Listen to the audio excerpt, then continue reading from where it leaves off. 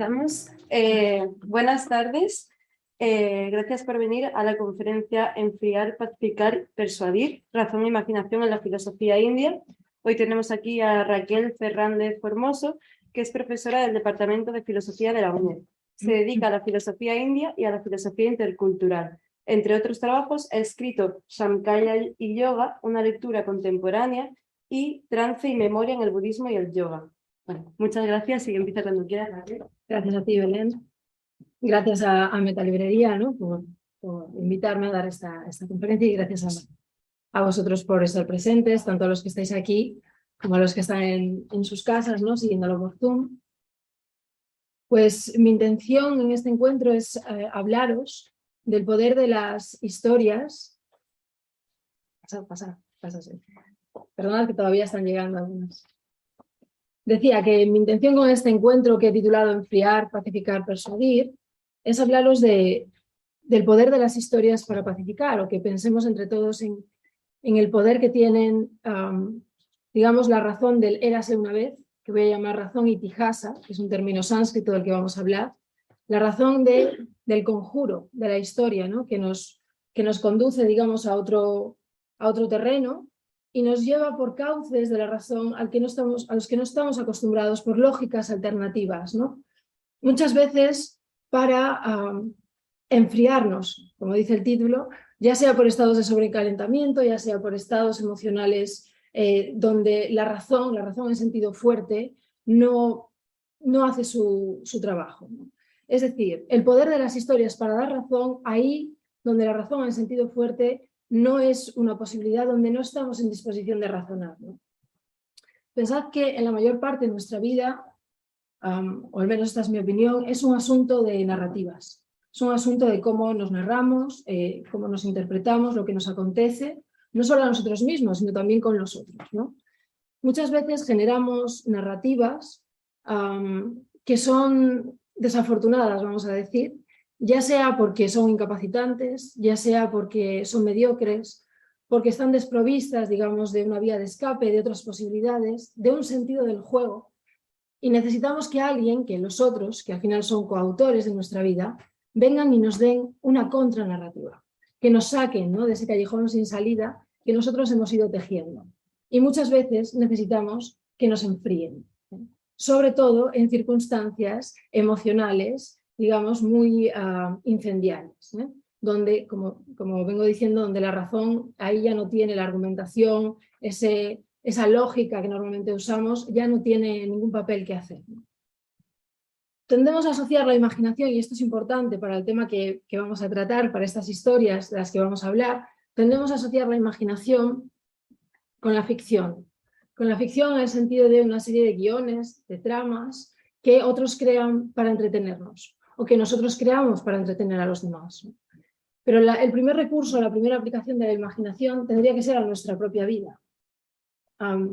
Precisamente la imaginación no solo puede sacarnos de muchos atolladeros, sino darnos ese sentido del juego, esa flexibilidad.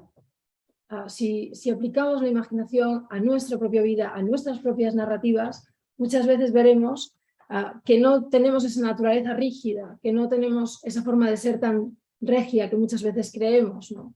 Si os viene a la cabeza personas que dicen: yo soy así, de esta manera, he vivido así toda mi vida, ahora no voy a cambiarlo, ¿no? Eso se puede interpretar como una ausencia también de imaginación, de sentido del juego.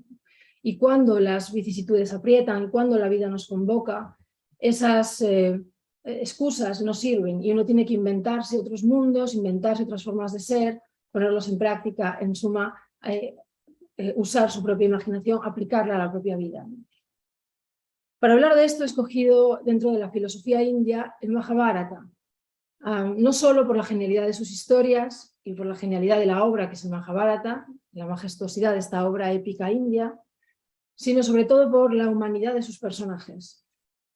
Son personajes frágiles que están constantemente arrojados, digamos, a vicisitudes que los ponen a prueba, donde tienen que recurrir a la imaginación, no pueden sentarse cómodamente en sus vidas diseñadas, digamos, y seguir un esquema lógico, tienen que inventar, tienen que reinventarse, y muchas veces también se los tiene que enfriar, constantemente unos a otros tienen que enfriarse debido a todo lo que les acontece.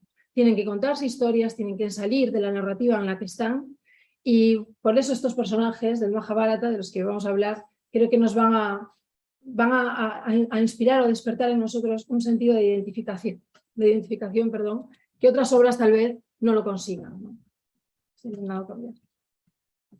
Bien, el Majábharata. Majábharata es una obra épica, es una obra descomunal, es la obra más extensa de la literatura universal. Ocupa, para que os hagáis una idea, 8 o 9 veces la Odisea y la Ilíada juntas, ocupa 3 veces la Biblia. Es una historia que pertenece a la literatura oral. Cuenta la historia de los Bharata, que es una tribu védica, ¿no?, de la antigua India, digamos, la historia de los descendientes de los Bharata. Y al ser literatura oral se va componiendo de historias y se van formando estratos de acumulación. Digamos que hay un núcleo original, pero la literatura oral va acumulando, va sumando, una historia se hace más grande, una anécdota se hace más grande, entran más personajes, hasta, digamos, la forma definitiva, entre comillas, que viene siendo el texto, la edición crítica, que en el siglo XX hubo un intento, ¿no?, hubo un interés en, por fin, codificar el Majábharata en una versión crítica, una edición crítica que se hace en Pune, y es la versión que yo voy a usar para hablar de esta historia, ¿no?, para presentaros algunos de sus personajes. Consta de 18 libros y de un apéndice que nos interesa especialmente, que se llama Harivansha, ¿no? El género, nosotros diríamos que es una epopeya, que es un libro, es una épica, ¿no? Pero en realidad en la India se le conoce como Itihasa Purana. Es un relato legendario, es un género narrativo escrito en verso, que cuenta hazañas de tiempos pasados, es de tipo heroico, y muchas veces sirve para dar ejemplos, sirve para leccionar a las generaciones futuras. Ocurre que nos vamos a quedar con una versión de Itihasa que me parece mucho más interesante, y es el sentido estricto del significado del término Itihasa, que literalmente en sánscrito sería Itihasa, así fue en verdad, así fue pues. Nosotros lo vamos a entender como nuestro érase una vez. Y más allá de un género narrativo, el género al que pertenece el Majábharata, Itihasa es cualquier relato, cualquier historia, cualquier mito es un Itihasa. Tiene que ser un relato legendario, tiene unas características, pero cualquier mito platónico, por ejemplo el mito de Hera en la República, el mito del viaje al más allá en el Fedón de Platón, son Itihasas. Y esta historia, esta Itihasa Purana, esta obra descomunal que es el Majábharata, va a estar lleno de érase una vez, va a estar lleno de pequeños, de micro Itihasas que lo van a componer precisamente para conjurar a sus personajes, ¿no?, para sacarlos, como decíamos, muchas veces de narrativas desafortunadas, ¿no? Bien, vamos a entrar en la obra de una forma poco ortodoxa, porque no voy a hablar aquí de la genealogía del Majábharata, de todos sus personajes, de la historia de la literatura, la transmisión oral del Majábharata. A nosotros nos interesa, de este universo, un pequeño rincón. O a mí me interesa llevaros a un pequeño rincón. Y la primera pregunta, digamos, que todavía está en el aire es ¿quién o quiénes son los protagonistas del Majábharata? Y esto no es una pregunta retórica, ni es una pregunta pedagógica por mi parte. Quiere decir que hay varias posibilidades de respuesta según el enfoque que tomemos. El enfoque más clásico y el enfoque más ortodoxo es decir, bueno, los protagonistas del Majábharata son los Pándavas. Es una historia sobre dos bandos, digamos, Pándavas y Cáuravas, que son familias, son primos, y es una epopeya sobre la sucesión al trono, sobre guerras dinásticas, etc. Hay una rivalidad por el reino de Hastinapura. Son 5 hermanos Pándavas, hijos de dioses. Sus nombres no los tenemos que aprender, aunque los 3 primeros ya nos van a ir sonando al final, espero. Yudhishthira, Arjuna, Bhima y los mellizos Nakula y Sahadeva. Y luego hay 100 hermanos Cáuravas, del que sobre todo se nos habla de su líder, que es Duryodhana, ¿no? El centro de esta epopeya es una guerra fratricida, es una guerra entre los Pándavas y los Cáuravas por el reino de Hastinapura.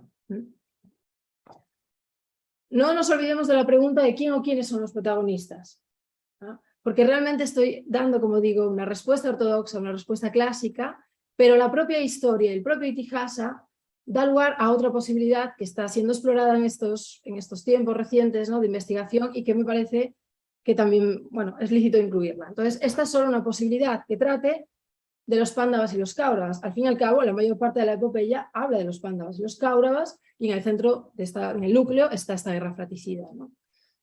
Os voy a resumir, grosso modo, estos 18 libros, o sea, la obra más extensa de la literatura universal. Os lo voy a intentar resumir para que veáis que aunque hay mucha imaginación, que aunque va a haber mucha historia, mucho verás una vez, digamos, un sentido del juego a veces apabullante, no es un texto lúdico, es un texto, digamos, además no busca nuestro entretenimiento, busca transformarnos. Y es un texto dentro de la literatura india bastante duro.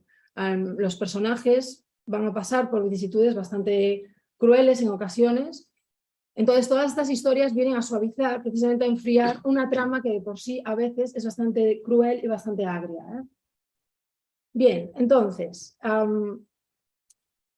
estos dos bandos familiares son rivales.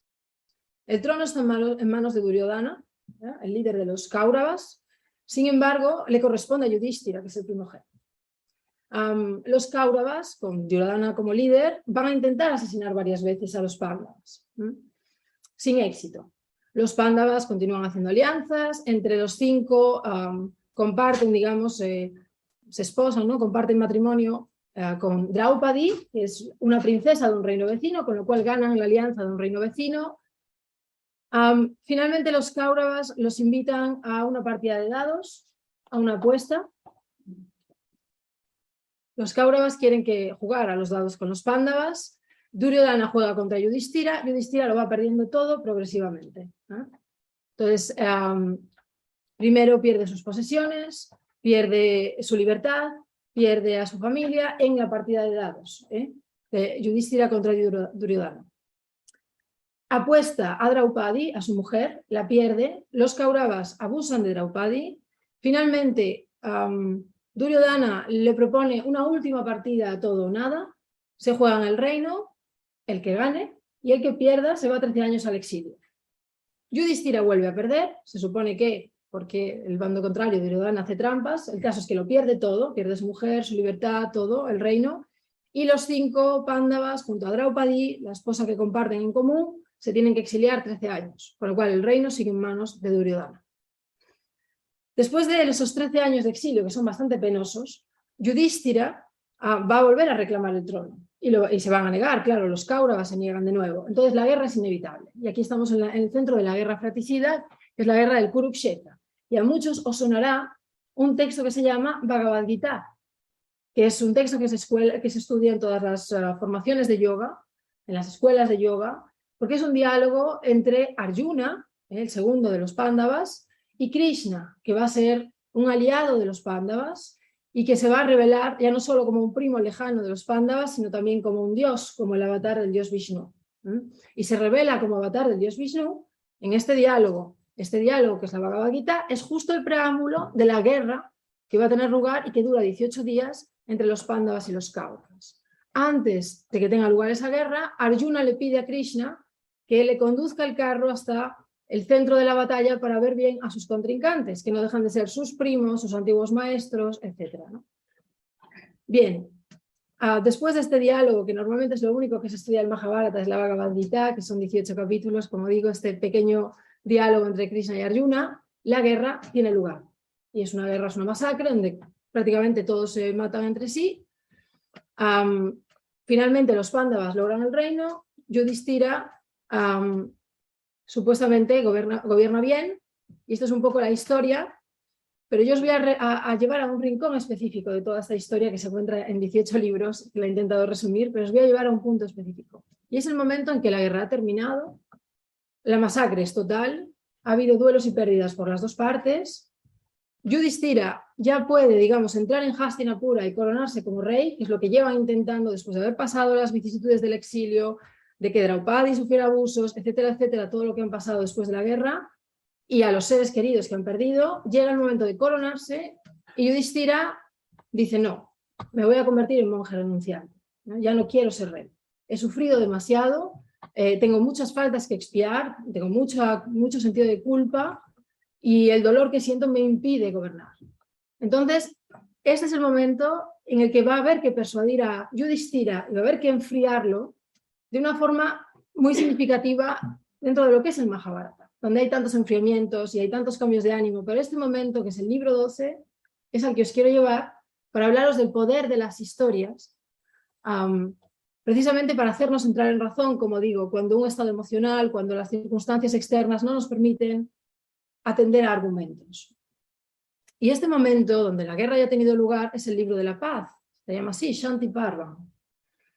Y es un momento en el que, como digo, Yudhishthira les comunica a su familia que no va a gobernar, que se va a convertir en asceta renunciante, e incluso hay momentos donde dice, además pienso morir ayunando. Esto tiene, aunque no me interesa entrar mucho aquí, vamos a entrar a contextualizar un poquito para que nos permita entender por dónde quiere ir Yudhishthira. Al fin y al cabo, el tema fundamental del Mahabharata es el Dharma. Dharma es una palabra muy difícil de traducir, no se puede traducir con una sola palabra en castellano. Dharma es virtud, es ley, es camino de vida, es sentido de la vida. Entonces, Yudhishthira es de la clase kshatriya, digamos, es militar, y además le ha tocado ser rey. Él tiene un Dharma que cumplir. Pero al querer hacerse renunciante, está intentando asumir el Dharma de otro, que es el Dharma de la clase, digamos, en este caso de los brahmanes y de los renunciantes, ¿no? Entonces está intentando seguir un camino, y veis que ahí pone Marga, Marga es camino. Entonces, él está intentando asumir Nivriti Marga. Nivriti es movimiento hacia el interior, el movimiento de quienes renuncian. Y ese Dharma tiene unos valores, tiene unos dharmas, que es ahimsa, la no violencia completa, que es lo propio de los renunciantes, ¿no?, en India. Pero el Dharma que le corresponde a él es Pravriti Marga. Pra es movimiento hacia afuera, es lo social, porque además le toca ser rey, le toca gobernar. Entonces, él no puede, digamos, adaptarse a unos valores de no violencia total, sino de una violencia adaptada al mundo, de una benevolencia que aún así, pues para gobernar se necesita a tomar decisiones, matar enemigos, conquistar tierras, etc., ¿no? Estos son dos caminos que están también muy presentes en el yoga. Sobre todo en el yoga entendido como disciplina espiritual, de renuncia. Pensemos en el Yoga Sutra de Patanjali, estoy segura de que pues, muchos os sonará. Los Yoga Sutra de Patanjali, pues digamos que son partidarios, ¿no? Defienden una idea de la liberación, de esta idea del moksha, de liberarse, asociada completamente al Nivriti Marga. Para liberarse uno tiene que retirarse, uno tiene que aislarse. No se puede compaginar la libertad con la acción en el mundo. Este va a ser el paradigma del Nivriti Marga. Un rey no lo puede asumir esto, un rey tiene que actuar, ¿no? Entonces, realmente es curioso como muchas, no solo los Yoga Sutra, muchas otras corrientes del yoga van a aceptar esta separación entre acción o liberación. Uno tiene que escoger. Porque al final actuar contrae deudas. Cuando uno actúa está a merced, no controla las consecuencias. Cuando actuamos e interactuamos, no sabemos cuáles van a ser las consecuencias de lo que hacemos, no sabemos qué nos va a traer, no sabemos cómo el otro va a reaccionar, estamos a merced de lo social, digamos, ¿no? Entonces, para liberarse, para llegar a moksha, pues siempre, en la mayor parte de la literatura yógica india, con grandes excepciones, pero en la mayoría se cree que esta acción, la implicación en el mundo, es contraria al paradigma de la liberación del yogi, del asceta, del renunciante. Ahora bien, el Mahabharata es contrario a esto. Realmente el Mahabharata es un libro de Pravriti Marga, de actuar en el mundo. Pensemos en la Bhagavad Gita, esa conversación que tenía lugar justo antes de la guerra, justo antes digamos, de la masacre. Arjuna se renuncia, ¿no? Renuncia a pelear, dice yo no puedo pelear contra mis primos, y Krishna lo va a asesorar. Y Krishna precisamente le dice tienes que actuar, pero sin apego por los resultados de la acción. Tú actúa y olvídate de lo que te traiga la acción. Si haces eso, digamos, ya puedes estar en paz, ya estás asentado en ecuanimidad. No tienes que renunciar a la acción. Esto es algo muy inédito en la literatura, digamos, yógica india. La idea de que puedes compaginar acción con liberación. Y aquí a Yudhishthira se le va a decir lo mismo. O sea, tú tienes que actuar, tú eres un rey, ahora no te puedes ir al bosque a hacer ayunos, ¿no? Bien, pero ¿cómo se lo va a persuadir? Que es a lo que voy, ¿no? A las historias. ¿Cómo se lo va a persuadir de esto? Pues vamos a usar varios métodos, ¿no? Las palabras que se utilizan para caracterizar el estado de ánimo de Yudhishthira son todas de dolor, de depresión, es decir, él está en un estado emocional, digamos, que lo incapacita, que no puede pensar, ¿no? O sea, está sumido en la tristeza. y en la culpa también, en la vergüenza, en la culpa y en la tristeza. Entonces su familia va a usar sobre todo un discurso argumentativo, va a usar emociones, bueno, argumentos, hay un debate acalorado. No es que usen emociones, es que la propia familia está en ese estado de emocionalidad porque han pasado por todas las, digamos, las calamidades que Yudhishthira ha pasado, llega el momento de saborear la victoria y dice que renuncia, ¿no? Entonces, los argumentos que va a usar su familia, ahora os voy a dar un ejemplo, son de hacerle entrar en razón. O sea, hemos pasado por tanto, hemos llegado hasta aquí y ahora de repente nos dices que no quieres ser rey, ¿no? Este discurso no va a persuadir a Yudhishthira, porque él está en un estado, digamos, emocional que no le va a para el que puede responder a todas estas argumentaciones y aún así defender que se va a ir al bosque. Pero cuando le toca el turno a los maestros y a los sabios y a Krishna, no van a usar tanto un discurso argumentativo, sino van a usar itihasas. En vez de decirle, pero mira, por todo lo que has pasado, ahora llega el momento, ¿no?, de ser rey, es tu dharma, no solo van a hacer eso, van a envolver eso en historias. Historias de reyes que, como él, estuvieron en la misma tesitura, en la misma circunstancia, lo pasaron mal, perdieron a personas, a seres queridos en la guerra y sin embargo después gobernaron. A través de estos itihasas, de estos relatos, Yudhishthira va a acceder a ser coronado rey. Y esta es la primera parte de la persuasión. No es que su familia no le cuente itihasas, Arjuna intenta contarle alguna historia. Lo que ocurre es que Arjuna es su hermano pequeño. Y claro, un hermano pequeño no puede conjurarnos tanto como lo puede hacer un maestro, una persona mayor, que se le atribuyen, ¿no?, unos rasgos de sabiduría.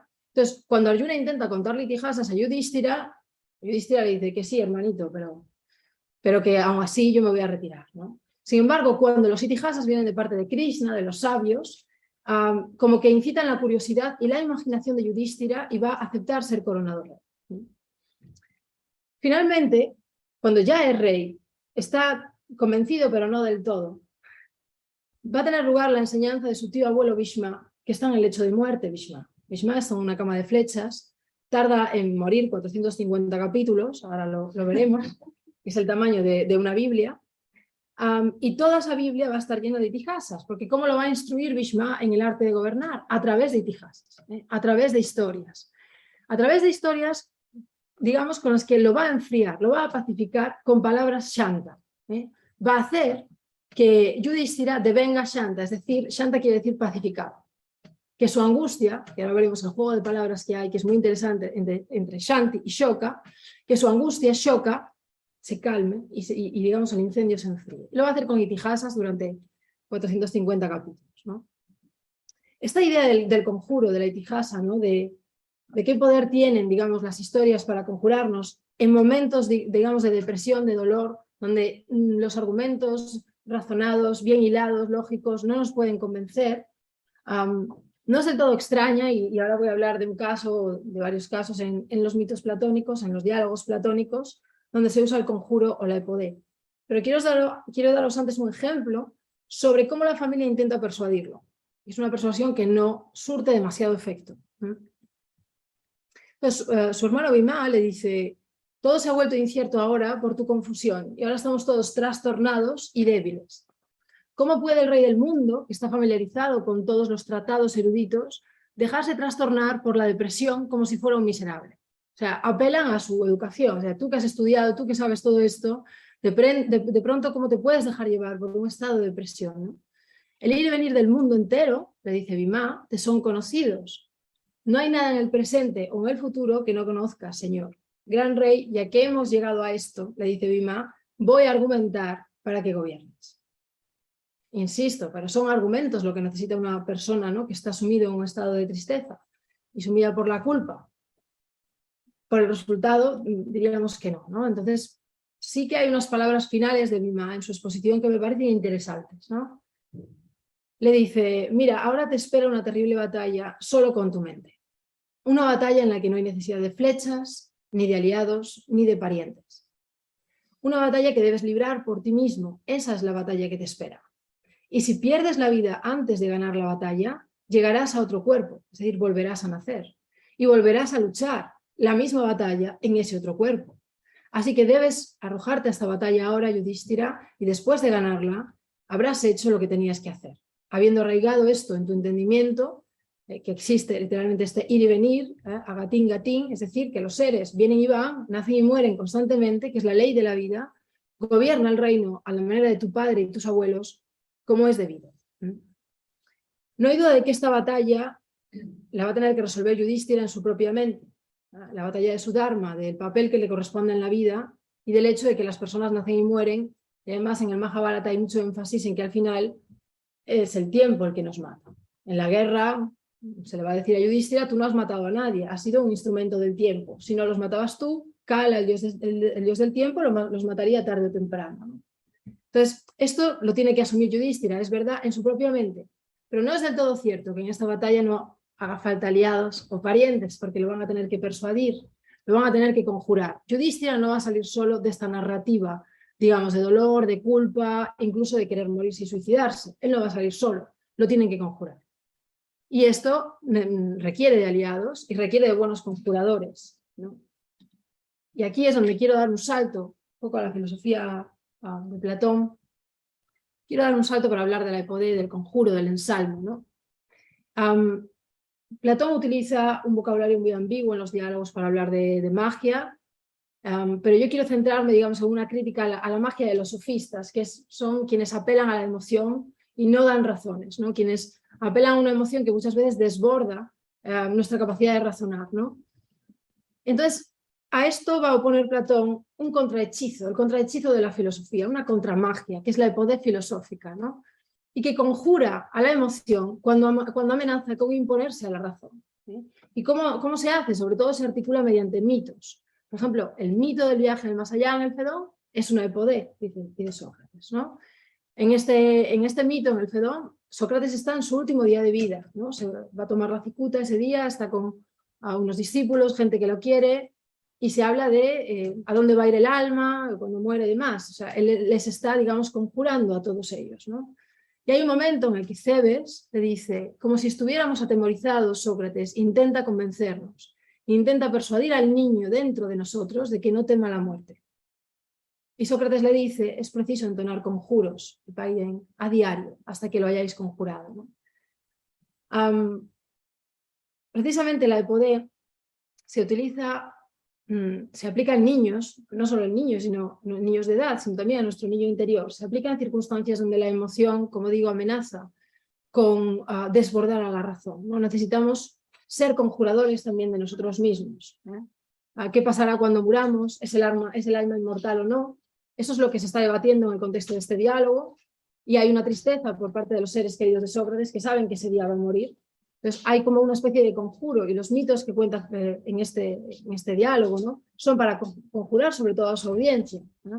Porque Sócrates está aquí frío, está pacificado. La actitud de Sócrates ante la muerte, tal y como se describe, si se quiere, en el epílogo de este diario, es la de una persona perfectamente en paz, que toma la cicuta con perfecta racionalidad. O sea, él está pacificado. Va a contar estos conjuros para pacificar a la audiencia. Después, en la República, ¿no? Se dice que la epodé, lo pongo ahí, es para los niños, y que el elenco es nocivo para los jóvenes. El elenco es una forma de razonar con la que Sócrates va haciendo preguntas y va desmontando todas las creencias, ¿no? de sus interlocutores, haciéndoles ver que en realidad no saben aquello que creían saber, ¿no? Pero cuando no se está en condiciones de pasar, ¿no? por este turno elénquito, es decir, por esta mayéutica socrática, si se quiere, cuando no se está en condiciones, ya sea por la tristeza, ya sea por el miedo, necesitamos la epodé, sobre todo ante circunstancias para las que nadie tiene respuesta, ¿no? La muerte, la pérdida, el duelo de un ser querido. Y esto es lo que van a hacer con Yudhishthira. Lo tienen que pacificar, lo tienen que conjurar. Os he traído un diálogo tal cual, una secuencia dialógica, para que veáis cómo pasa del dolor, Shoka, al itihasa, al relato. Cómo ese dolor se va a apaciguar mediante itihasas, ¿no? Entonces dice Yudhishthira, mi dolor no me abandona. Y luego va a continuar todo un capítulo donde le explica el dolor, la culpa que siente, ¿no? Pero veis ahí que está en azul, Shoka. Shoka del raíz shuch significa, o sea, está emparentado con todo lo que sea la llama, el calor, lo que arde, pero también es la tristeza, es el miedo, tiene todo este campo semántico. Y el narrador, que no voy a decir de momento quién es ni a quién se lo está narrando, el narrador, pongo ahí, dice, Vyasa, Vyasa ahuyentó el sufrimiento del hijo mayor de Padmu, atormentado como estaba por el dolor de sus parientes y deseoso de quitarse la vida. ¿Y qué va a hacer Vyasa? ¿Cómo ahuyenta este dolor? Vyasa directamente empieza con Itihasa. Directamente dice, sobre esto relata una antigua historia, Itihasa Puratanam, cantada por Ashman, y procede a contarle la historia, ¿no? Este es el modo persuasivo que van a adoptar, este es el método que va a adoptar Vyasa, Krishna, Narada, otros sabios que acompañan a Yudhishthira. Y son ellos los que consiguen pacificarlo y que acceda a ser coronado rey. Porque Yudhishthira no está, digamos, en un momento para atender, pues eso, a argumentos sobre lo que ha estudiado, lo que ha vivido, a las razones, al futuro, ¿no? Necesita ser conjurado. Fijaos cómo termina. No va a ser conjurado hasta el capítulo 39, es decir, pasan muchísimos capítulos de Itihasas hasta que realmente accede. Y dice Yudhishthira, que había sido pacificado, Anunitaja, y Fitzgerald aquí traduce persuadido, pero es un poco lo mismo, persuadido, pacificado, por el propio Krishna, por Dvaipayana, por Devastana y Arjuna, pacificado por estos y muchos otros, se liberó de la pena y la angustia de su mente, ¿no? Va a pasar por un proceso de pacificación que Fitzgerald también va a relacionar con el enfriamiento, con enfriarse, directamente tomado de la liturgia védica. Si recordáis, el libro en el que estamos es el libro de la paz. La guerra ya ha terminado, ahora le toca coronarse a Yudhishthira. Y todo el libro, que es el libro más largo del Mahabharata, de los 18 libros, este es el libro más largo, tiene unos 12.000 versos, el Shanti Parva. Se llama el libro de la paz, no solo porque la guerra ya ha terminado, sino porque todo el libro, se puede entender, es el libro de la pacificación de Yudhishthira. Hay que pacificarlo en todo este libro. Una buena parte de este libro es la enseñanza de Bhishma, de su tío abuelo, que os decía que tardaba 450 capítulos en morir, porque él está en su lecho de muerte, está esperando al solsticio de invierno para morir, y tiene que enseñarle a un Yudhishthira recién coronado cómo gobernar. Y lo va a hacer mediante Itihasas también, ¿no? Decía Buitenen, este es el sermón en el lecho de muerte más largo que se conozca, ¿no? Y lo que va a hacer Bhishma es aplicar, digamos, un ritual apotropaico propio de la liturgia védica. Los rituales apotropaicos son rituales para alejar el mal y propiciar el bien. Perdona. Entonces lo va a hacer ya no con la hoguera, ya no digamos en la ceremonia sacrificial, sino que lo va a hacer con las palabras, lo va a hacer conjurándolo con Itihasas, ¿no? Y aquí es el juego de palabras que os decía. Shoka es el estado en el que se encuentra Yudhishthira, es decir, ardiente, incendiado por el dolor, porque tiene todo este campo semántico. Es la llama, pero también es el sufrimiento, ¿no? La raíz shuch. ¿Y qué se le va a aplicar? Una shanti, un ritual, digamos, de enfriamiento. Entonces dice Fitzgerald, cuando se comprometió a retirarse al bosque, es decir, cuando decidió hacerse renunciante, Yudhishthira se encontraba en un estado conocido por ocurrir frecuentemente en varios elementos del antiguo ritual védico. Estaba peligrosamente sobrecalentado. Y Krishna y los sabios trataron con él de la misma manera que los sacerdotes habían tratado con objetos sobrecalentados durante siglos. Lo enfriaron. Esta comprensión, dice Fitzgerald, me permite interpretar toda la instrucción de Bhishma a Yudhishthira como una gran shanti del rey recién proclamado, una que está destinada a apaciguar su incapacitante calor interior y a permitirle gobernar.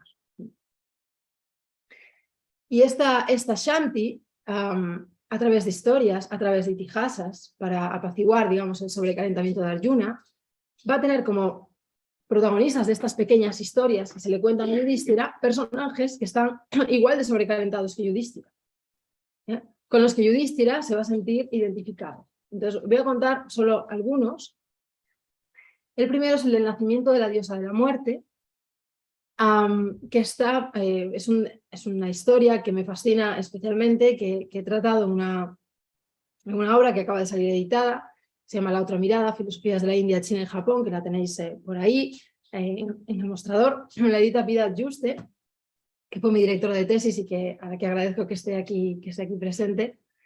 Pues uno de los capítulos, ¿no? de los textos que integra esta obra va sobre esta historia, que veréis que tiene mucho que ver con Yudhishthira, ¿no? Yudhishthira quiere saber cómo es eso de la muerte, ¿no? Cómo muere un ser humano, cómo surgió esto de la muerte. Y le van a contar a un rey que no quiere gobernar la historia de una muerte que no quiere matar, ¿no? Que no está dispuesta a matar porque no quiere incurrir en violencia. Igual que Yudhishthira no quiere gobernar porque no quiere seguir haciendo daño y no quiere seguir matando, ¿no? Os voy a poner en el contexto de esta historia. No existe la muerte y la diosa de la tierra está superpoblada, o sea, está, digamos, agobiada por el peso de las criaturas y le va a pedir al dios Brahma, que es el dios creador, que alivie su peso, que encuentre una manera de acabar con la superpoblación. Brahma no sabe cómo y esto lo enfada. Entonces Brahma es un dios bastante inflamable y lo que va a hacer con este enfado, al ver sufrir a la tierra, es inflamarse y empezar a destruirlo todo con un fuego que nace de su propio cuerpo, ¿no?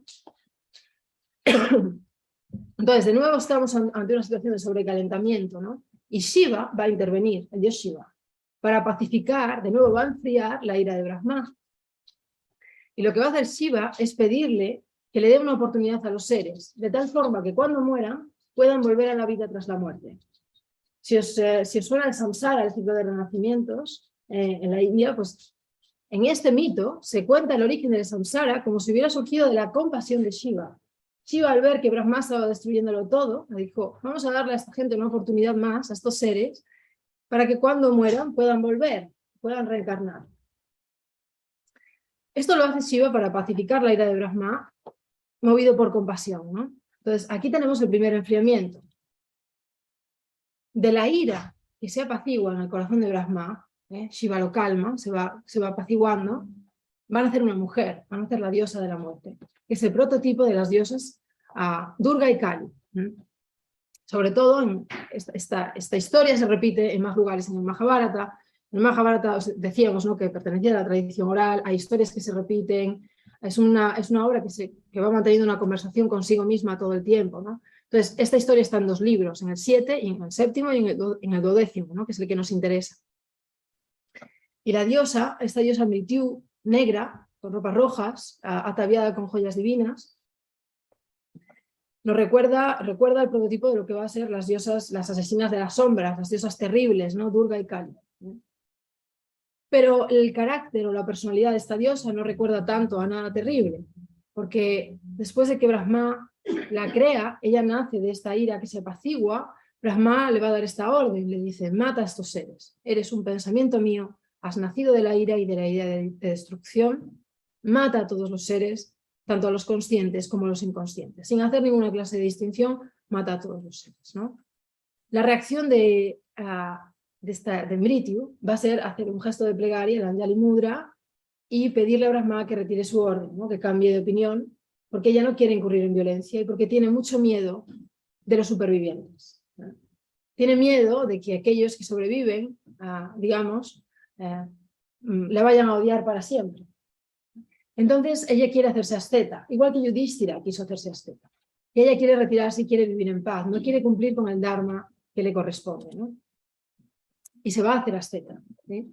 Entonces se va de Dhenuka, que son todos lugares de peregrinación, lugares de retiro, de renuncia en India, se va a Dhenuka, vive sobre un solo pie durante miles de años, haciendo penitencia, en los bosques alcanza el silencio supremo, Manhan Uttama, peregrina al río Ganges, al monte Meru, donde allí permanece inmóvil otros miles de años, en la cima del Himalaya, se sostiene sobre el dedo del pie. Todo esto es para demorar el cumplir su papel, ¿no? Para intentar darle tiempo a Brahma de que cambie de opinión y retire su orden, ¿no? Entonces está intentando gratificar al dios Brahma para que, digamos, la exculpe, ¿no? La exima de matar, exactamente. Pero no lo va a conseguir. Porque lo que va a hacer Brahma es decirle, además de intentar persuadirla a ella, porque a ella hay que enfriarla, esta vez no porque ella esté enfadada, sino porque está muy triste. La primera emoción de la muerte cuando nace es la tristeza, ¿no? Entonces va a tener que disuadirla y va a tener que convencerla de cuál es su dharma, igual que a Yudhishthira tuvieron que convencerle de que su dharma era justo. La muerte es justa, no solo es justa, es necesaria, porque la tierra está sufriendo la superpoblación, ¿no? Entonces Brahma intenta persuadir a la muerte. Le va a decir, la justicia eterna se refugiará en ti, los dioses y yo estaremos siempre comprometidos con tu bien, no tengas miedo, que era la principal preocupación de la diosa Mrityu en esta historia, ¿no? Te voy a conceder este otro deseo. los seres atormentados por la enfermedad no irán contra ti con ofensas, ¿no? He contemplado las lágrimas que derramaste y que retuviste con tus manos delante de los ojos, le dice el dios Brahma. Estas lágrimas se convertirán en enfermedades de terrible forma y herirán a los hombres cuando llegue el momento. Lo que va a hacer Brahma, además de persuadir a la muerte de que su tarea es justa, es robarle las lágrimas. La primera emoción de ella fue llorar, fue la tristeza. Él se las va, digamos, a quitar de las manos porque ella no deja que las lágrimas caigan al suelo. Porque las lágrimas de la muerte, al final, es una muerte que ha nacido de la ira. Las lágrimas abrasan y son mensajeras de la muerte, tienen un poder mortal, ¿no? Entonces, cuando llora, ella no deja que las lágrimas caigan al suelo, pero Brahma se las va a quitar.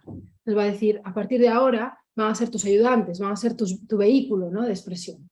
Las enfermedades de cada uno de los seres van a ser la expresión de tus lágrimas. Entonces, cada una de nuestras enfermedades son las lágrimas de la diosa Mrityu, ¿no? Pero tiene otros ayudantes, además de las lágrimas. Va a ser la enfermedad, el deseo y la ira, ¿no? Dice, así ella, llamada muerte, asustada por la maldición que pudiera provocar su negativa a aceptar la orden de matar, va a aceptar, ¿no? Y en el momento de la muerte de las criaturas, tras enviarles deseo e ira y aturdir sus alientos vitales, las mata. Estos van a ser los ayudantes de la muerte. Esta historia tiene todo que ver, es un espejo de la historia de Yudhishthira, ¿no?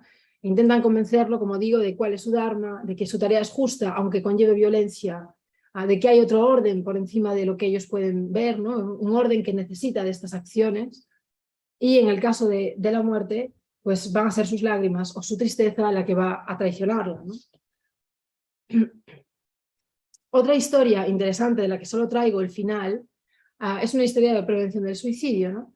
Entre un brahman, Kashyapa, ¿no?, el hijo de Kashyapa, y un chacal, ¿no? Este es un brahman al que atropellan, ¿no? Y está como malherido y de repente dice, pues me voy a dejar morir, porque es que este mundo además está fatal, está hecho un caos, no se me respeta, soy brahman, me dejan aquí tirado, entonces me voy a dejar morir. Y entonces se le aparece un chacal, que es el dios Indra, disfrazado. Y va a tener un diálogo de cómo tiene que dar gracias por su vida, por ser hombre, por ser brahman, por ser versado en los Vedas, y deja de quejarse, ¿no? Y en realidad lo que quiero compartir es cómo termina esta historia, en el que al final se consigue que este brahman cambie de opinión y no se suicide, pero el chacal o Indra termina diciendo, cuidado, yo era un erudito escéptico, que despreciaba los Vedas. Estaba consagrado a la ciencia del razonamiento, Tarkavidya, y a la filosofía Ambikshikin, que son inútiles, dice Indra. Decía premisas basadas en argumentos, hablaba de forma racional, servido de argumentos en las asambleas, calumniaba y hablaba arrogantemente a los brahmanes durante los sacrificios a Brahma. Yo era un herético, sospechaba de todo, era un estúpido que se creía un erudito. El resultado final de esto es mi condición de chacal. Si yo, un chacal, pudiera obtener de nuevo un nacimiento humano, sería moderado y cuidadoso y me deleitaría con sacrificios, caridades y austeridades. Conocería lo que debe ser conocido y evitaría lo que debe ser evitado. En una historia sobre prevención del suicidio, no me parece casual que termine haciéndosele una recomendación al brahman de que no se junte con gente que piensa por pensar, que piensa al margen, digamos, en este caso de los Vedas, de la religión, es decir, que piensa sin ningún propósito, simplemente por el mero placer de hacer argumentos, contraargumentos, de estar todo el día en la crítica. Supuestamente este chacal es chacal, ha renacido un cuerpo de chacal por haber sido de esta forma un herético, ¿no? Esto tiene que ver un poco con la idea general en los textos de filosofía india, no tanto en los textos de literatura como es el Mahabharata, sino ya en la propia filosofía, donde se hablan de los debates, en los textos de Nyaya, de lógica. Hay una clase de debate que es el Vitanda, que es un debate destructivo, es un debate en el que uno no propone una alternativa, sino que lo único que hace es desmontar al oponente, sin proponer nada en positivo. Entonces, es un debate, digamos, destructivo, y es un pensar sin propósito ni finalidad, solo para refutar lo que el otro dice, sin aportar nada. Y esta razón desprovista de propósito es como el horror de la filosofía india en general, aunque por supuesto hay muchos vitandines y ha habido muchos escépticos que lo único que han hecho es refutar, ¿no?, teorías del conocimiento, epistemologías, metafísicas, ¿no?, de otros filósofos sin proponer nada, pero en general hay una condena al pensamiento que no tiene un propósito más allá de sí mismo, ¿no? Y esta historia termina así, diciéndole al brahman, esta desidia tuya, cuidado, no vayas a volverte un erudito, a ponerte a pensar por pensar, cumple con tus obligaciones, acuérdate de que eres brahman, practica los rituales védicos, etcétera, etcétera, ¿no? Así termina esta historia. Esto para deciros que, a pesar de que esto es un itihasa, que se está intentando pacificar a Yudhishthira, que es Bhishma que lo está instruyendo, en estas historias va a haber filosofía todo el tiempo. En la filosofía india no hay un género, digamos, no podemos simplemente reducir la filosofía a un texto particular o a un género en particular. En las obras de literatura hay filosofía, en las obras de medicina hay tratados sobre cómo se debe debatir, etc., ¿no? Eso forma parte de la flexibilidad y la imaginación de la filosofía india. Entonces, en estos itihasas no son meramente mitos, son mitos donde, por ejemplo, va a haber debates dialécticos, como la última historia que os voy a contar, ¿no? Que es la historia de la asceta o la yogini Sulava. Aquí va a haber un debate de retórica, bueno, más bien una lección de retórica por parte de esta yogini, de metafísica, se va a poner el género en disputa un poco por traer el título a Judith Butler, porque Sulava no cree en el género, dado que está liberada. Ahora vamos a ver esto. Incluso puede haber un amago de parresía, que es el acto de decir la verdad, a riesgo de la propia vida. Ahora voy a hablar también de la parresía. Este es un diálogo muy interesante de una asceta que oye decir que hay un rey que, siendo rey, está liberado. Que a pesar de que actúa en el mundo, está completamente liberado, igual que lo está ella, que es asceta renunciante, ¿no? Entonces ella oye esta historia, entonces va a la corte del rey Janaka a ver si esto es verdad. Y el rey la recibe y ella va a entrar con sus poderes yógicos, porque ella es una yogini, va a entrar mediante su mirada en el cuerpo y en la mente del rey Janaka, para ver si dice la verdad. Dentro de la mente del rey Janaka va a tener lugar un debate entre ambos, donde la primera palabra la toma el rey Janaka y el discurso que le dedica el rey Janaka es bastante fuerte y es bastante maleducado y es bastante grosero. Primero la increpa diciendo de dónde vienes, quién eres tú, quién te ha dado permiso para entrar en mi mente. Después le va a decir, además estás cometiendo varias transgresiones. Tú eres mujer, yo hombre, tú no puedes entrar en mí. Yo soy kshatriya, yo no sé si tú eres brahman, que sería una clase más alta, con lo cual estarías mezclando las clases sociales. Tú eres una asceta mendicante, yo soy una persona que vive en el mundo, estás mezclando modos de vida, estás cometiendo unas transgresiones enormes al entrar en mí. Le dicen, no me toques, ¿no? No deberías tocarme. Claro, con todo este discurso, todo este discurso le despierta a la asceta Sulava varias cosas, sobre todo dos de ellas. La primera, que el rey Janaka no sabe articular un discurso, que no sabe retórica, no sabe articular sus argumentos, ni sabe cómo expresarlos, ni sabe estar centrado a la hora de hablar, ni de comunicar un sentido. Entonces, lo primero que le va a enseñar Sulava es a hablar, ¿no? A cumplir con la ética de un discurso. Después, lo segundo que le va a enseñar, y aquí entramos en la metafísica de la historia y demás, es que él no puede estar liberado si tiene ese discurso, porque ella no lo está tocando. Una persona liberada jamás, dice ella, jamás le preguntaría quién eres y de dónde vienes, puesto que no hay separación. Al mismo tiempo, el cuerpo va a ser una carcasa vacía. Entonces, ella solo está en una carcasa o en una casa vacía, ¿no? Que también se le llama así. Si él siente que la está tocando, que la está invadiendo, digamos, es que no está liberado.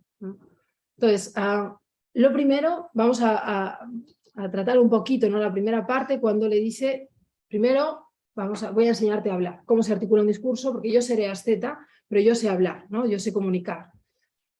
Un discurso tiene 18 virtudes, va a decir Sulava, y que consisten sobre todo en evitar 18 defectos. 9 que son de ejecución, he traído solo algunos, la verborrea, las palabras vulgares, que el rey Janaka le dirige a Sulava, porque hay un momento en el que el rey Janaka cree que Sulava quiere seducirlo, aún encima, o sea, es bastante grosero con ella. Entonces, esto lo tiene que evitar un discurso, la falsedad, las palabras vulgares, etc. Y luego 9 defectos cognitivo-afectivos que, por supuesto, Janaka incurre en ellos, ¿no?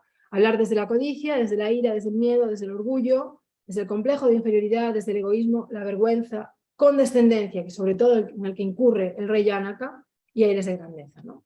De nuevo volvemos al tema de la emoción. Desde un estado de emocionalidad se entiende una emoción que desborda la razón y por tanto siempre tiene consecuencia negativa. No se puede cumplir ninguna ética del discurso, ¿no?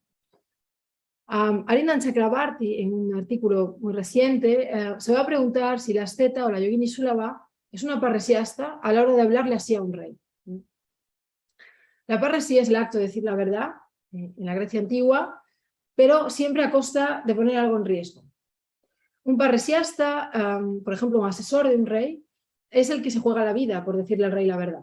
El parresiasta se opone al adulador, al que siempre está diciendo aquello que el otro espera oír. Entonces, el enemigo del adulador es el parresiasta. Pero no basta con decir la verdad para ser un parresiasta. Tienes que jugarte algo, tienes que arriesgarte a algo, ¿no? Ya sea no solo a nivel político, sino también a nivel de relaciones. Un amigo actúa con parresía cuando, por decir la verdad, se juega, pone en juego, pone en riesgo la relación de amistad. Y así con todo, ¿no? Uno tiene que jugársela por la verdad, ¿no? Poner en riesgo algo que quiere o algo que estima, sea su propia vida, sea la relación con los demás, a cambio de la verdad. Sulava puede estar jugándose la vida, tal vez, pero teniendo en cuenta que es una yogini que tiene poderes yógicos, no creo que fuese tanto el acto de parresía. Pero sí es interesante una interpretación de Chakrabarti en torno a esta historia, ¿no? De Sulava. Chakrabarti entiende que Sulava es un pensamiento del rey Janaka, que es una alegoría, que es la propia idea del rey Janaka, porque esta historia que se le cuenta a Yudhishthira es una historia de autoengaño.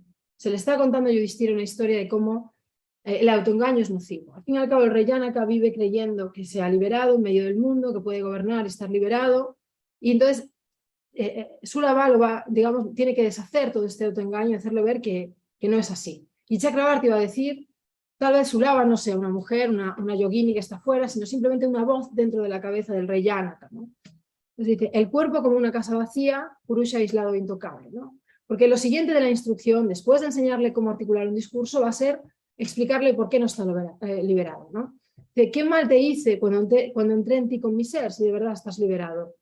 Hay una restricción especial en las reglas de los ascetas. Deben morar en una casa vacía. Su cuerpo es una casa vacía. Tú no puedes identificarte con tu cuerpo y decir que estás liberado. ¿Qué violación cometí? Le pregunta Sulava. ¿Y a quién violé cuando vine a alojarme en esta casa vacía? No te estoy tocando, rey, ni con mis manos, ni con mis brazos, ni con mis pies, ni con mis piernas. Voy a morar aquí en ti, rey de Mitila, sin tocarte, como una gota de agua sobre una hoja de loto, permanece sobre la hoja sin tocarla. De hecho, este discurso termina, esta historia, con Sulava diciéndole, voy a pasar una noche más dentro de ti, mañana recogeré mis cosas y me iré, ¿no? Dentro de ti se entiende dentro de la mente del rey Janaka, que se ve reducido al silencio. Es decir, la historia no nos da la réplica del rey Janaka, sino que tenemos que asumir que realmente él ha asumido su autoengaño y que Sulava tenía razón, ¿no? Que él no estaba liberado. Bueno, todas estas historias, estos pequeños itihasas que se le están contando a Yudhishthira, todavía no entramos con esta diapositiva, ¿no? Sino estas tres historias, que son tres ejemplos que he traído, pero hay muchos más, 450 capítulos prácticamente de itihasas, ¿no? En realidad tienen la función de apaciguar a Yudhishthira. La pregunta sería, una pregunta que voy anticipando, ¿quién es el protagonista de estas historias? La protagonista, por ejemplo, es Sulava, en el caso de la historia de Sulava, es la muerte, es Mrityu, en el caso de la historia de Mrityu, es el Chakal y Kashyapa en el diálogo, o es Yudhishthira, a quien van dirigidas estas historias, a quien se está intentando apaciguar con ellas. ¿Quién es el protagonista, diríamos, ¿no? ¿A quien se intenta transformar o el contenido con el que se intenta transformar a alguien? Esto es importante voy a concluir un poco la exposición. Esto es importante para entender o para interpretar todo el Mahabharata en su conjunto, ¿no?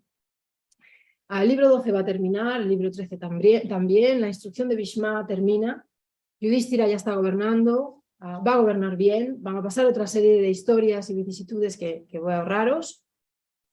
Y finalmente llegamos al libro 17, al libro 18, que ya son los últimos del Mahabharata, donde Yudhishthira deja el trono en manos de otro heredero y se van los 5 Pándavas y Draupadi, la esposa que comparten en común, se van al más allá, van a ascender al cielo, se vuelven renunciantes, esta vez sí, van ayunando y peregrinando por los Himalayas, por las demás regiones de India, en busca del ascenso al cielo, y uno a uno van muriendo.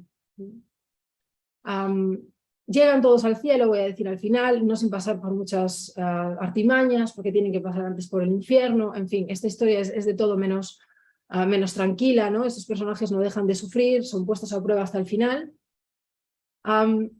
Y fijaos un poco la idea que transmite todo el Mahabharata, es la de dice Óscar Figueroa, es la de absorber el mundo, ¿no? Que dice, lo que caracteriza a este libro es que en él se da cuenta de todo. Dice, esta historia, este itihasa, como se la conoce, es sagrada y la forma más elevada de purificación. Lo que está aquí, es decir, lo que se cuenta en el Mahabharata, existe en alguna otra parte. Pero lo que no se cuenta en el Mahabharata no existe en ninguna parte, ¿no? No solo porque al ser literatura oral ha dado lugar a que se fuesen sumando y sumando capas y estratos y historias y distintas filosofías a lo largo de los siglos de su composición, sino porque de alguna manera, aunque esté puesto por escrito, el Mahabharata sigue siendo un texto abierto donde, digamos, estamos invitados a entrar, ¿no?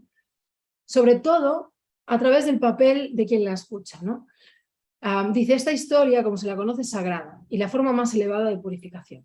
Bien, porque después de esto viene lo que se conoce como Pala Shruti, los versos acerca de los dones, los frutos, digamos, también todo lo que va a recibir la audiencia por oír esta historia. Esto es algo común en el final de muchas historias indias, ¿no? El final del Yoga Vashista, final del Ramayana, terminan diciendo todo lo que nos acontecerá de bueno por escuchar esta historia. O a quien recite, aunque sea una estrofa, o aunque escuche una estrofa del Mahabharata, todos los pecados se irán, aquello que lo preocupa se resolverá. Es el poder transformador de la historia, digamos, ¿no? Por eso preguntaba antes, ¿quiénes son los protagonistas realmente? Digamos, aquellos que desempeñan la acción o a quien se le está contando la acción para ser transformado, ¿no? Con esto voy a concluir dando otra visión, ¿no? De quiénes son los protagonistas del Mahabharata. Antes dimos la versión clásica, que es decir, son los Pándavas, porque al final se cuenta la historia de los Pándavas. Son los Pándavas quienes van a ganar la guerra, es Yudhishthira el que va a gobernar, etc. Vamos atravesando todas las calamidades con ellos. Pero esta historia, todo el Mahabharata, los 18 libros, se le está contando a alguien. Hay un narrador que se le está contando a alguien. Se le está contando al rey Janameyaya, que es el bisnieto de Arjuna. El narrador es Vaishampayana, discípulo de Vyasa. Vyasa es el abuelo de los Pándavas y los Kauravas. Es el abuelo de ellos, no solo estuvo presente en toda la historia, de hecho va a ser un asesor de los Pándavas, sino que va a sobrevivir a todos sus nietos. A Yudhishthira, todos los demás van a morir, van a ascender al cielo, Vyasa les va a sobrevivir, le va a contar la historia a sus discípulos y uno de ellos, que es Vaishampayana, va a narrarle el Mahabharata al bisnieto de Arjuna, a Janameyaya. Es decir, ¿en qué contexto se le cuenta esta historia? Pues en un contexto donde Janameyaya también necesita ser enfriado. Todo el Mahabharata, al final, es un círculo de cómo enfriar, de cómo pacificar al otro a través de historias. Janameyaya, digamos, está en el contexto de un sacrificio. Está dispuesto a sacrificar a todas las serpientes. Ha hecho un ritual que se llama Sarpayana, donde va a matar a todas las serpientes para vengar la muerte de su padre. Porque el padre de Janameyaya murió por una mordedura de serpiente. Entonces, se apodera de él, digamos, el sobrecalentamiento y dice, pues ahora voy a hacer un ritual para matarlas a todas. Ese ritual va a ser interrumpido, va a haber una persona que pide, digamos, el perdón, se le va a conceder, pero en ese sobrecalentamiento es el momento donde Vaishampayana dice, aquí muchacho, que te voy a contar una historia muy breve, ¿no? Que es todo el Mahabharata, ¿no? Le va a contar los 18 libros, ¿no? Entonces, Simon Broadbeck va a decir, considero que el protagonista es Janameyaya. En mi opinión, el Mahabharata trata sobre él. También forma parte del Mahabharata. Está todo dentro.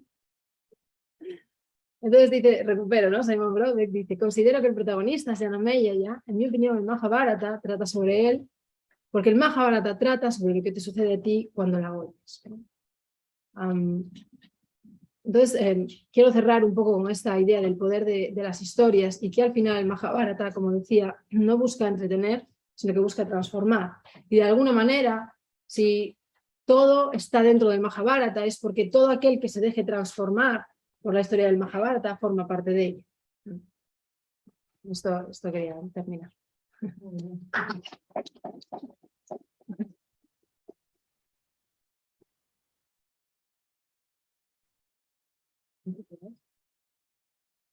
Bueno, ahora tenemos esta y media para hacer preguntas. Podemos estar también 5 minutos más porque hemos empezado un poquillo más tarde. Así que lo que solemos hacer es que primero preguntamos las que estamos aquí y luego si ya no quedan preguntas y da tiempo, pues puede preguntar la gente que está en Zoom. Voy a dejar de compartir pantalla, si ves tú desde ahí para darle... Vale, sí, ¿Sí? Ya está.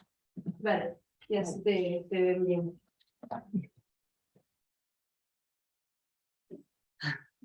Pregunta sobre el Mahabharata. ¿No va a dar tiempo a leerlo? No lo sé, yo no me lo he leído entero. O sea, leerse el entero del Mahabharata, o sea, requiere... Sí. En todo caso, que dé tiempo a leer el libro 12, el Shanti Parva, que merece mucho la pena. Pero a lo mejor ya conocías la Bhagavad Gita. No, que va, No. sabes que soy. Ok. Estoy viendo a ver por dónde me dirijo. Yo preguntaría si este planteamiento tan oriental, ¿no? Tan típico que tiene semejanzas con el hinduismo, con el budismo, ¿qué tiene de traspasable al pensamiento occidental? Es decir, hay algunos elementos comunes, porque por ejemplo, yo veía ciertas semejanzas con el idealismo platónico, con el tema de la reencarnación, con el tema de la purificación del alma y cómo evitar las reencarnaciones sucesivas. Eso es tan Platón también. Totalmente. Y entonces, si hay una purificación intelectual que se va alejando de la materia, ¿no? En una elevación, como dice Platón en el banquete, desde las cosas bellas hasta finalmente la belleza en sí, que es lo supremo, ¿no? Hay por lo tanto, va en esa línea el pensamiento hinduista.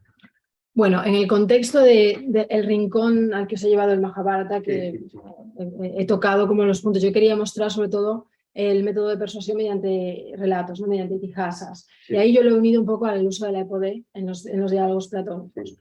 Pero si hablamos de paralelismos, por ejemplo, entre la filosofía de Platón, yo diría que hay un paralelismo claro con el Vedanta, en cierto sentido, un pensamiento también upanishádico, un pensamiento donde eso, la soteriología, porque hay mucha soteriología en Platón. El hecho de decir que el filósofo busca también la salvación, ¿no? Se llegar a la isla de los bienaventurados y no volver a encarnar en un cuerpo, eso está en Platón. Y de alguna manera, salvando muchas distancias, está en el pensamiento también upanishádico, la idea de que, en el pensamiento ramánico, ¿no? De los ascetas, de que uno tiene que dedicar su vida a buscar la liberación moksha. Claro, estamos en contextos diferentes. El contexto de la filosofía india es la del tiempo circular. De hecho, el tiempo tiene un peso importantísimo en toda la filosofía india y en el Mahabharata, ¿no? Y es la idea de que estamos atrapados en esta rueda samsárica, que directamente, o sea, sería entender el samsara. La mejor manera sería como una corriente que te atrapa y de la que tú no puedes salir, aunque quieras, ¿no? Entonces, diferenciarte, aislarte de esta corriente, se van a proponer muchos métodos sistemáticos y son todos métodos de liberación, algunos de yoga. Pero sí, claro, para hablar de los paralelismos necesitaríamos mucho tiempo. Hay un libro de Fernando Tolá y Carmen Dragonetti, donde van punto por punto, sobre todo en los primeros periodos de la historia de la filosofía india, haciendo paralelismos con pensadores griegos, entre filosofía india y filosofía griega, que se llama filosofía de la India la obra.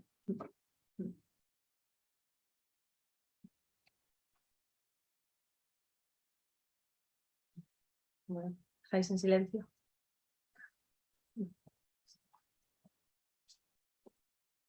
A lo mejor quieren preguntar en casa.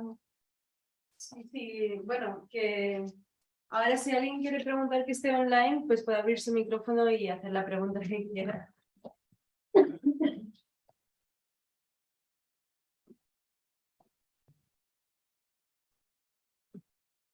Estoy acostumbrada ya. Las sesiones de yoga o de filosofía. Yo quiero decir algo. Hola, Raquel. Hola, ¿Puedo? Oscar. Qué alegría. Igualmente, me da mucho gusto saludarte. Saluda a toda la audiencia. No abro la cámara porque estoy en movimiento, pero bueno, desde aquí con mucho gusto te escuché. Muy contento por lo que expusiste. Muchas gracias, fue brillante. Y te quiero preguntar sobre, bueno, sí, en efecto hay este último interés en una pacificación y después interpretas esto como una transformación a la que todas estamos invitados, ¿no? Pero mi pregunta es, Óscar, perdona, ¿puedes repetir esto último? Es que te oía poquito, acabamos de subir el volumen. sí, que bueno, nos dices, ¿no? Que en tu lectura, ¿no? Digamos, a lo que lleva en última instancia todo esto que sucede en el libro 12 y toda esta, contar historias, etcétera, ¿no? El propósito último es pacificar. Y que esa pacificación se puede ¿no? entender como transformación, y una transformación a la que todo el mundo está invitado, ¿no? Siempre y cuando se ponga en la misma posición de aquel que recibe, ¿no? De aquel que escucha la historia. La pregunta es, ¿en qué sentido esa pacificación? Yo ¿no? en algunas publicaciones recientes ¿no? sobre este mismo tema he interpretado eso en un sentido como de resignación, ¿no? Pero no sé si tú estás de acuerdo con eso o si más bien es que es una pacificación, una transformación que busca más bien invitarnos o alentarnos a realmente trascender ese mundo, ¿no? Ese mundo que es todo el Mahabharata, ¿no? Ese mundo que queda absorbido en el Mahabharata, a salir de ese mundo, pero no sé cómo lograrlo, ¿no? Después de todo lo que uno ve y lo que sucede en ese mundo, parece difícil, ¿no? No sé qué piensas. Vale, te refieres no solo a la pacificación de Yudhishthira, sino a nosotros cuando la oímos, ¿no? Exacto. Entiendo que esa pacificación, hay eso, ¿no? Hay ese mensaje. Pero ya si nos vamos hacia la propia pacificación, ¿cómo entenderla? ¿Como resignación? ¿Como la posibilidad real de trascender ese mundo que está, ¿no? Donde el Dharma está sometido a estas fuerzas, donde hay injusticia, donde hay todo lo que sucede en el Mahabharata. Ya. Hombre, es una buena pregunta, Óscar. Yo no lo quiero entender como resignación. Quiero entenderlo como que está despertando. Primero, que la pacificación me parece un requisito sine qua non para poder pensar, ¿no? Cuál es nuestro Dharma, para poder recapacitar, para poder ver vías de escape. Y creo que así se está aplicando en el caso de Yudhishthira. O sea, no solo se está calmando un dolor, sino es que si toma decisiones movido por ese dolor, se equivoca, o se quiere asumir el Dharma de otro, quiere ir por caminos que no le corresponden. Entonces me parece que esa pacificación, igual que en la EPODE, ahí pego un salto, igual que en la EPODE de los diálogos platónicos, el hecho de que esa sobreemocionalidad debe calmarse antes de poder decidir a dónde ir o cómo actuar, ¿no? Esto en el caso de Yudhishthira. Obviamente él va, gracias a esa pacificación, a mí me parece que lo rescatan continuamente a él y a otros personajes que se sobrecalientan, los van rescatando para que pasen esa etapa de dolor y puedan seguir con la siguiente etapa que se nos describe en el siguiente libro, etcétera, y puedan seguir con los sucesos. Ahora, a nosotros, yo creo, como Simon Broadbeck, que sí que el Mahabharata va sobre lo que nos sucede a nosotros cuando lo oímos. No necesariamente para pacificarnos. Sí creo que quiere transformarnos. No sé hasta qué punto puede, como tú dices, pacificarnos a nosotros el Mahabharata. No tengo la respuesta para eso, pero yo no creo que, a mí no me invita, por lo menos, lo que yo conozco del Mahabharata, y por supuesto voy a continuar, no me invita a la resignación, me invita precisamente a desarrollar más la imaginación, ¿no? Estos personajes al final no se les da ni un momento de confort, o sea, están todo el día teniendo que reinventarse, teniendo que seguir lo que parecía correcto, al final es incorrecto, todo está disfrazado el bien se disfraza de mal, el mal de bien, no se pueden acomodar en una narrativa, como decía al comienzo. Y yo creo que el Mahabharata, a través de estos saltos de sorpresa que nos da a veces con las historias y demás, al menos en ese campo pequeño de transformación, a mí no me invita a la resignación, sino más bien a estar abierta, ¿no? Más bien a no dejarme enraizar en una narrativa muy rígida. Muchas gracias, Raquel. Gracias a ti por estar. Feliz de haberte escuchado. Gracias a ti. También, por favor, bueno. Hola, Piedad. Te felicito por la exposición. Interesante. A mí también, bueno, me llama la atención. Pero el término enfriamiento, ardor, así aparece en el Mahabharata. La persona hay que enfriar con esos términos específicos, enfriar. No, aparece sobre todo Shoka, que sí que tiene Shoka en el sentido de afligido, ¿no? De aflicción. Bueno, también aparecen otras palabras de Ray Schutz, ¿no? Y todas tienen que ver con este campo semántico. Este tema del enfriamiento, sobre todo lo tomo de Fitzgerald cuando interpreta que todo el libro de la paz, el Shanti, tiene que ver con este ritual de la liturgia védica, que consistía precisamente alejar el mal y demás, pero enfriando objetos literalmente, objetos que estaban sobrecalentados, pero también la ira, el dios Agni, etc., ¿no? De todas maneras, por ejemplo, hay un momento donde se dice que a Yudhishthira lo han persuadido, ¿no? Creo que es Anunitaja, y realmente también puede ser pacificado, ¿no? Y por eso un poco trazo esta tríada: enfriar, por el sobrecalentamiento de la ira, demás, a pacificar, persuadir, ¿no? Por eso no. Bueno, no sé si Óscar quiere decir algo más sobre esto, porque Óscar, ¿escuchaste la pregunta? ¿Estás por ahí? Sí, sí, sí. No, sin comentarios, me parece, sí, atinado lo que dices. O sea, sí. ¿tú sabes si hay en el Mahabharata el vocabulario de enfriar y Bueno, digamos, se desprende como aquella fuerza opuesta a lo que produce, digamos, todo este calor, ¿no? Que es la guerra, ¿no? Sí, Fuego sí. como elemento primordial de los elementos de la naturaleza, el fuego, el ardor íntimo, ¿no tendría algún tipo de relación? Pregunto yo, no sé. Claro, el fuego como calor, sí, claro, yo creo que por eso se usa como elemento. Sí, por eso, en ese sentido, por eso dice que Shanti también se aplicaba en la liturgia védica, era un ritual. Yo creo que tiene que ver con objetos sobrecalentados a veces de forma literal, por el elemento fuego, como tú estás diciendo. Sí, lo que pasa es que ahora se aplica en la narrativa un enfriamiento a través de itihasas. Pero viene de ahí, según entendí la tesis de Fitzgerald, viene de ahí, de esa liturgia védica, de esa ceremonia, con los elementos, sí.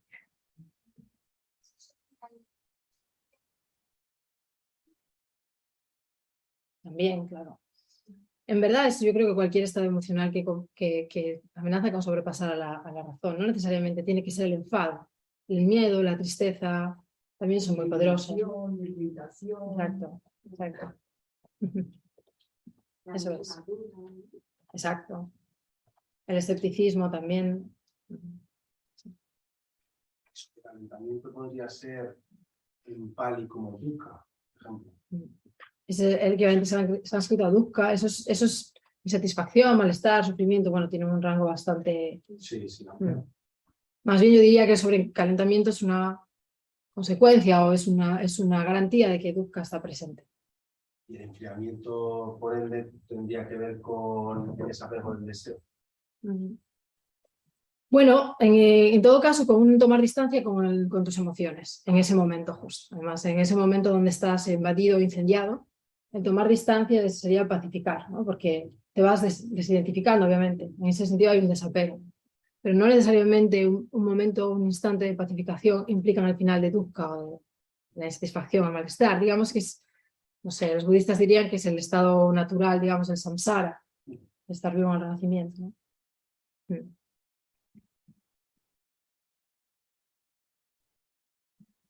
Bueno, pues si no hay más preguntas, si os parece, terminamos.